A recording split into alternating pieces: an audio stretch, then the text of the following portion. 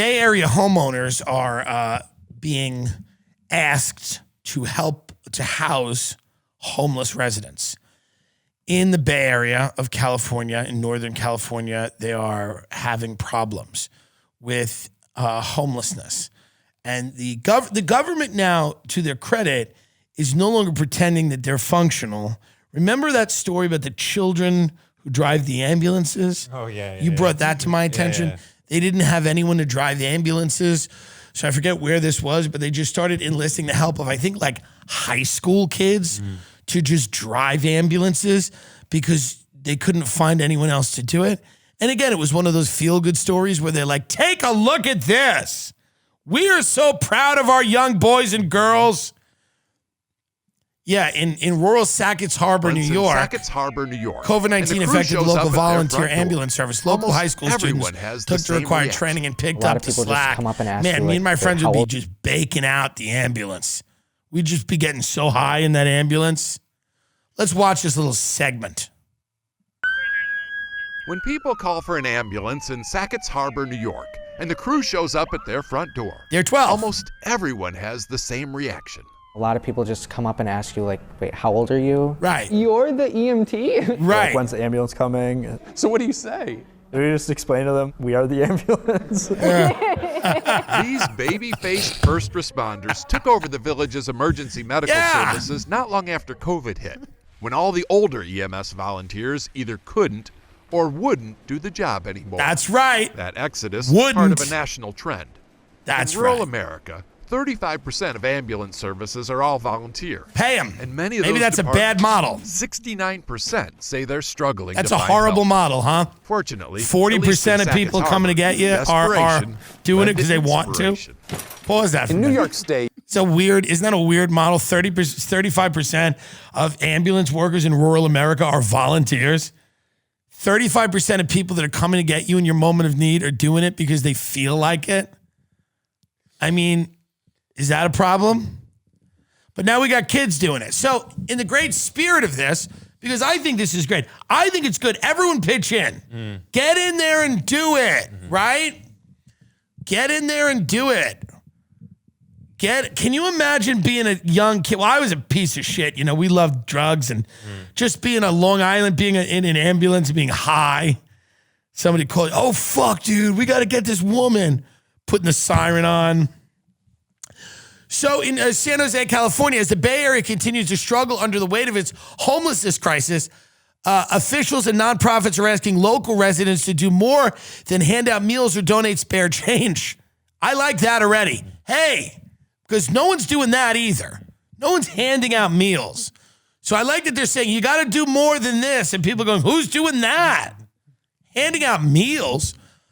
They're asking them to open up their homes. Nearly 30,000 people are unhoused in the 5-county Bay Area, and there isn't nearly enough room in the region's existing affordable housing developments. To fill the gaps, service providers increasingly are recruiting private landlords to take in homeless tenants.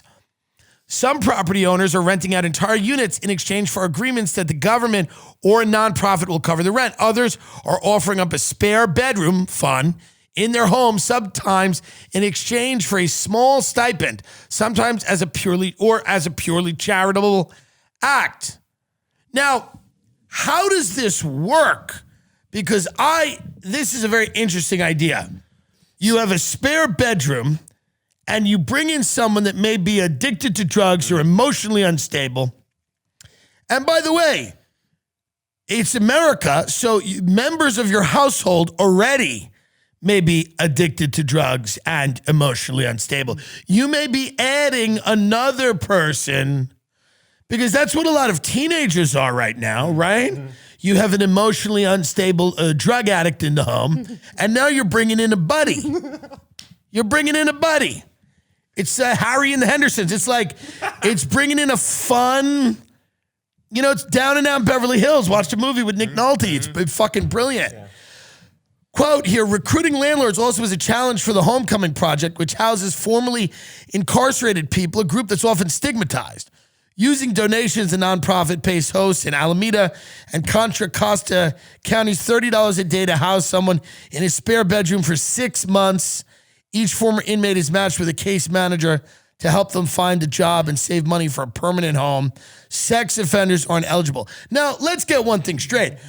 I am very much for people turning their lives around and not being stigmatized, especially with nonviolent drug charges, right?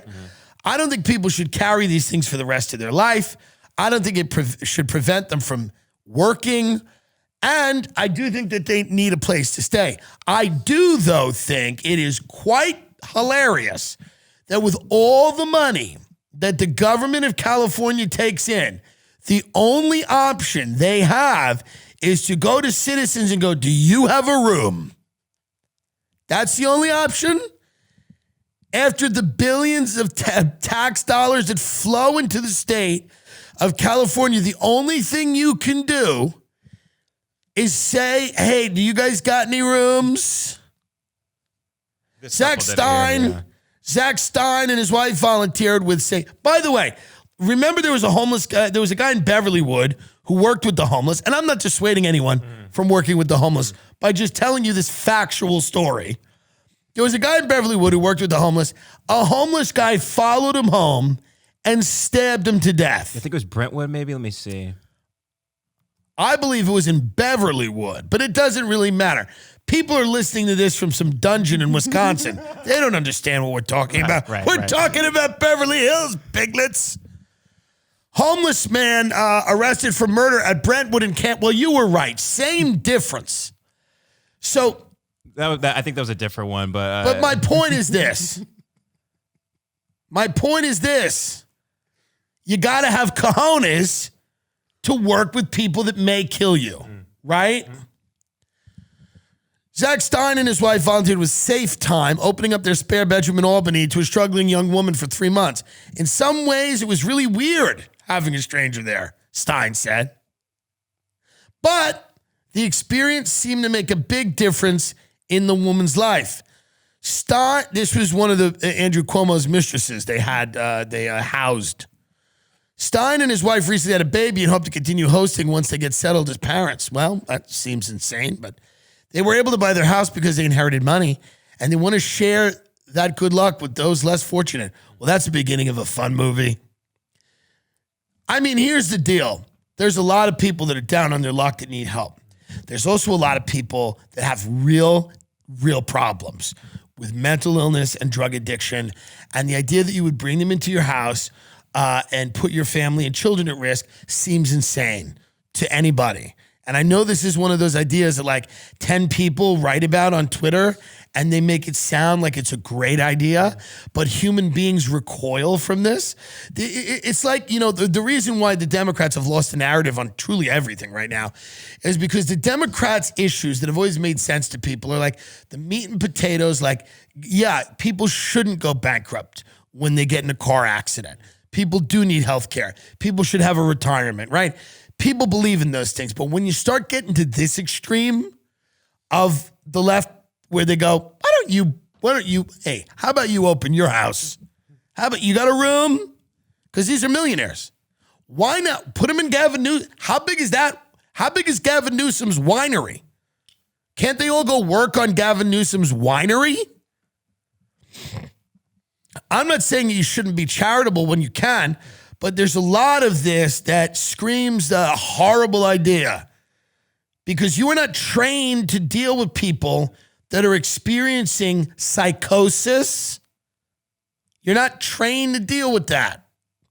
And it's America, so there's already people in your house with psychosis. This ain't new. It's not new here. You're adding another nut to a bag of nuts, probably. Talk to anyone now, someone's lost it. Anybody you talk to, there's someone in the house who's gone completely insane. So you're bringing in someone else, and that could be a real big problem. I just, I'll bring him in my house, but you got to do what I say. I'll program them to kill. If I adopt a homeless person, can I program them to kill? Truly. If I sign up in this program, Safe Time, I want to get a fucking person in there that we can MK Ultra to do whatever we want. Nothing truly violent. just like throwing a loaf of bread at a politician. Something funny. Bits, good goofs. Can we bring in a homeless person and teach him how to do some goofs? Well, if you wanna open your home to them, I commend you. I'm not saying it's a bad idea. It's not a great idea.